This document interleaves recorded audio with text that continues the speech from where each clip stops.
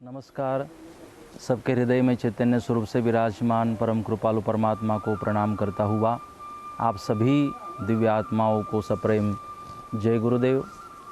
और मुझे बहुत ही प्रसन्नता है कि निष्कलंक धाम सतपंथ चैरिटेबल ट्रस्ट फैजपुर के द्वारा निष्कलंक धाम में यहाँ पर बहुत ही जल्द तुलसी हेल्थ केयर सेंटर की शुभ शुरुआत होने जा रही है।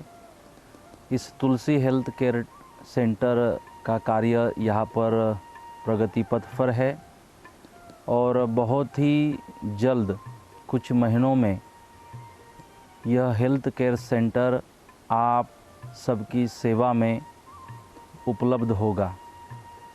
यहाँ पर हेल्थ केयर सेंटर के द्वारा हमारे सबके स्वास्थ्य के लिए, निरामय आयु के लिए कोशिशें की जाएगी। हेल्थ केयर सेंटर के द्वारा यहाँ पर इस विचारधारा से प्रेरित होकर कार्य किया जा रहा है कि पहला सुख निरोगी काया हमारा पहला सुख है और मैं मानता हूँ अंतिम सुख भी यही है, निरोगी काया। अगर हमारी काया निरोगी होगी, शरीर स्वस्थ होगा तो जीवन को जीने का आनंद भी हम प्राप्त कर सकते हैं। अगर शरीर स्वास्थ्य ठीक होगा तो हम भक्ति भी कर सकते हैं और आत्म कल्याण का कार्य भी कर सकते हैं। तो ज़रूरी है हमारे शरीर का स्वस्थ होना। यहाँ पर शरीर स्वास्थ्य के लिए भी कार्य होगा और यहाँ पर मन स्वास्थ्य के लिए भी कार्य किया जाएगा।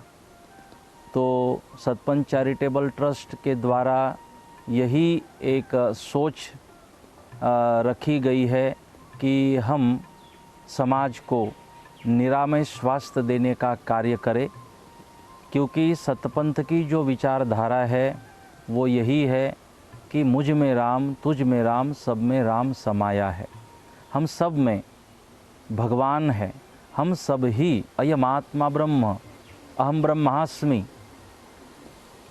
कि सब में ब्रह्म है और जहाँ देखे वह सनातन स्वरूप परमात्मा ही दिखाई देता है। तो जीवंत व्यक्ति ही परमात्मा का अंश है, स्वयं परमात्मा है। ईश्वर सेवा वही है जो मानव सेवा, इसीलिए कहा जाता है मानव सेवा ही ईश्वर सेवा। तो मानव को ही ईश्वर समझते हुए उस मानव की सेवा, मनुष्य की सेवा को प्रधानता यहाँ पर दी जाएगी। आयुर्वेद के द्वारा, नेचुरोपैथी के द्वारा, योग प्राणायाम के द्वारा और भी जो हमारे आयुर्वेद ने पंचकर्म हैं, जो भी हमारी मूल उपचार पद्धति है, उन उपचार पद्धतियों का उपयोग करते हुए अच्छा स्वास्थ्य और मानसिक स्वास्थ्य देने की कोशिश यहाँ पर हम कर रहे हैं। और यहाँ पर उन सेवाओं को देने के लिए अच्छी से अच्छी व्यवस्था देने की कोशिश ट्रस्ट के द्वारा यहाँ पर की जा रही है। यहाँ पर आने वाले जो भी श्रद्धालु है, यहाँ पर आने वाले जो भी भाविक है, तो उनको रहने की अच्छी व्यवस्था मिले और जो उनके अनुकूल भोजन है वह अनुकूल भोजन उनको यहाँ पर दिया जाए, ऐसी कोशिश संस्था की ओर से की जाएगी। और अलग अलग व्यवस्था जैसे जिनको चाहिए वैसी व्यवस्था उनको यहाँ पर उपलब्ध कराई जाएगी। और कोशिश होगी संस्था की ओर से कि यहाँ पर जो भी आए दर्दी, जो तकलीफ़ में है, जिसको शरीर स्वास्थ्य नहीं है, तो उसे हम शरीर का स्वास्थ्य प्रदान करें, उसका ध्यान रखें, उसके मन का भी और शरीर का भी ध्यान रखें।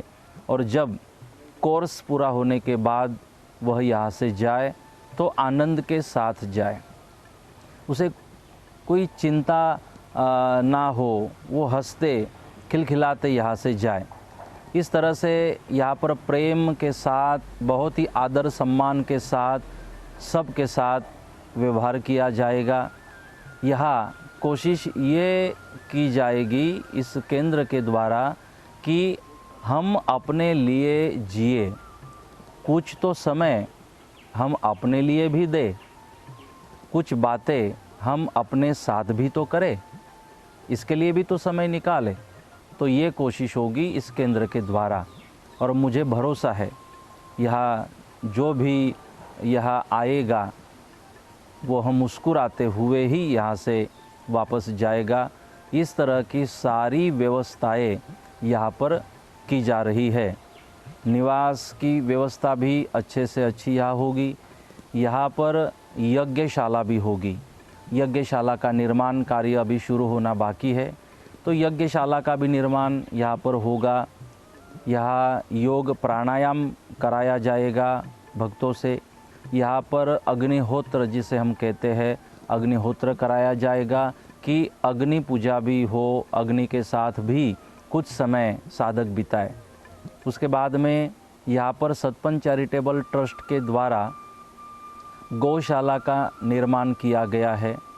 अभी 100-125 गौ माता जो कत्ल खाने जा रही थी, ऐसी सारी गौ माताओं को छुड़वा कर यहाँ रखा गया, और पूज्य गुरुदेव जगन्नाथ जी महाराज इनके शुभ नाम से जगन्नाथ गौशाला नाम से यहाँ पर गौ माता की सेवा की जा रही है। हाल में उतनी बड़ी व्यवस्था गौ माता के लिए नहीं कर पा रहे हैं। जितनी हो सके उतनी अच्छी से अच्छी व्यवस्था गौ माता के लिए गौ सेवा यहाँ पर संस्था की ओर से की जा रही है। यहाँ पर सप्ताह में एक दिन गौ माता की भव्य सामूहिक आरती का आयोजन भी किया जाता है। और जब निष्कलंक धाम में तुलसी हेल्थ केयर सेंटर का उद्घाटन होगा, उसी दिन यहाँ पर जगन्नाथ गौ मंदिर गौशाला इसका भूमि पूजन होगा। और हम सोचते हैं कि सबके आशीर्वाद से, सबके साथ सहयोग से एक अच्छे से अच्छी गौशाला का यहाँ पर निर्माण किया जाए, और गौ माता इस देश के लिए, इस धरा के लिए और सब के लिए कितनी ज़रूरी है गौवंश, इसकी महिमा समाज को बताने के लिए यहाँ पर वैसा कार्यक्रम बनाया जाएगा। गौमूत्र का उपयोग कहाँ पर हम कर सकते हैं, कैसे कर सकते हैं, कितना उपयुक्त है, अमृत के समान है। गोबर, गोमय, उसका कितना अच्छे से अच्छा उपयोग हम कर सकते हैं, इसके बारे में सारे प्रयोग यहाँ पर किए जाएंगे। किसानों को गाय आधारित खेती जिसे कहते हैं, तो किसानों को ये सारी बातें समझाई जाएगी। गौ माता का हॉस्पिटल बनेगा, गौ माता के लिए एम्बुलेंस होगी। तो इस तरह से हम सोचते हैं गोवंश बढ़े, गोवंश बचे, देशी गोवंश बचे, और उन देशी गौ माताओं की सेवा हो, और हमारा देश पहले के जैसे ही समृद्ध हो। तो इस संकल्प के साथ भूमि पूजन किया जाएगा। उससे पूर्व यहाँ हेल्थ केयर सेंटर का अभी कार्य चल रहा है, निर्माण कार्य चल रहा है। वास्तु का निर्माण लगभग अब हो चुका है, कुछ थोड़ा बहुत काम बाकी है, वो अभी थोड़े दिनों में अभी संपन्न होगा। और अभी प्लांटेशन का काम चल रहा है, उसमें हर्बल प्लांट्स ज़्यादा से ज़्यादा रहे, इस की हमारी कोशिश है। यहाँ आने वाले जो भक्त हैं वो खुश रहे, प्रसन्न रहे, प्रसन्नता के साथ और आनंद के साथ मुस्कुराते हुए अपना जीवन जिए, अपने खुद से बात करे और जीने का आनंद उठाए। इन सारी बातों से प्रेरित होकर सतपंच चैरिटेबल ट्रस्ट के द्वारा ये अभियान चलाया जा रहा है। मंदिरों का निर्माण तो हो ही रहा है, होना भी चाहिए। साथ साथ में हमारे मन में विचार आया कि मनुष्य को भगवान माना गया, तो इनके लिए, इनके स्वास्थ्य के लिए, इनकी सेवा के लिए एक मंदिर होना चाहिए, जिस मंदिर का नाम है तुलसी हेल्थ केयर सेंटर। तो इसीलिए हम मनुष्य मात्र की यहाँ पर सेवा करने का एक प्रयास कर रहे हैं। भगवान की कृपा से आराध्य दैवत भगवान श्री निष्कलंकी नारायण सदगुरुदेव इमाम साहजी महाराज, गुरुदेव जगन्नाथ जी महाराज, आद्य जगत गुरु करसन दास जी महाराज, जगत गुरु नानक दास जी महाराज एवं वर्तमान प्रेरणा पीठाधीश्वर हमारे श्रद्धेय जगत गुरु ज्ञानेश्वर दास जी महाराज, इन सब की कृपा से फैजपुर की जो परंपरा है, मैं 12वीं परंपरा में हूँ, जो 11 गादीपति यहाँ हुए उनके सब के पुण्य प्रताप से और आशीर्वाद से यह कार्य यहाँ पर चल रहा है। और संपूर्ण सतपंथ परिवार, अखिल भारतीय सतपंथ परिवार का साथ सहयोग, आशीर्वाद, प्रेम इसमें मिल रहा है। और सतपंथ परिवार से जुड़े जो सारे प्रेमी हैं उनका भी सबका साथ सहकार सहयोग यहाँ पर आशीर्वाद मिल रहा है। मैं उन सब के प्रति आभार व्यक्त करता हूँ और भगवान जी की, गुरुदेव जी की कृपा से, आप सब के आशीर्वाद से बहुत ही जल्द कुछ महीनों में यह हेल्थ केयर सेंटर आप सब की सेवा में उपस्थित होगा, उपलब्ध होगा। और संस्था की ओर से, ट्रस्टियों की ओर से, इस ट्रस्ट की ओर से ऐसी कोशिश जल्द से जल्द होगी कि आपकी सेवा में उपलब्ध हो। यहाँ पर अच्छे से अच्छे डॉक्टर्स की व्यवस्था होगी, यहाँ पर अच्छी से अच्छी इंस्ट्रूमेंट की व्यवस्था करने की संस्था की ओर से कोशिश होगी।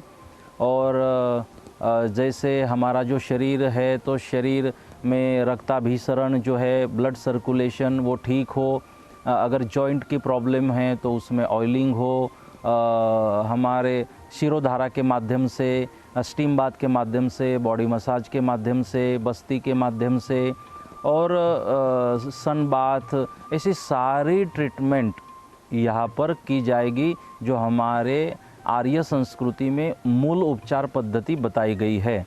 तो इसमें और भी हमारी कोशिश है ज़्यादा से ज़्यादा सबको अच्छे से अच्छी व्यवस्था मिले और सबको स्वास्थ्य मिले। जिनका जैसा स्वास्थ्य होगा, शरीर की ज़रूरतें होगी, उसके अनुसार डॉक्टर के बताए हुए औषधोपचार किए जाएंगे। बस एक ध्येय लेकर संस्था चल रही है, मनुष्य मात्र ही भगवान है और बस यह सेवा ही मनुष्य सेवा ईश्वर सेवा है। तो इसको केंद्र में रखते हुए हम ये सारी कोशिश कर रहे हैं। अपेक्षा व्यक्त करता हूँ आप सब आशीर्वाद देते रहे, मार्गदर्शन करते रहे कि और अच्छा कार्य मानव सेवा का हम सब के माध्यम से होता रहे। यही मेरी कोशिश है आप सबके सहयोग के लिए। और अब तक जो आपका साथ सहकार सहयोग मिला उसके लिए भी मैं धन्यवाद करता हूँ।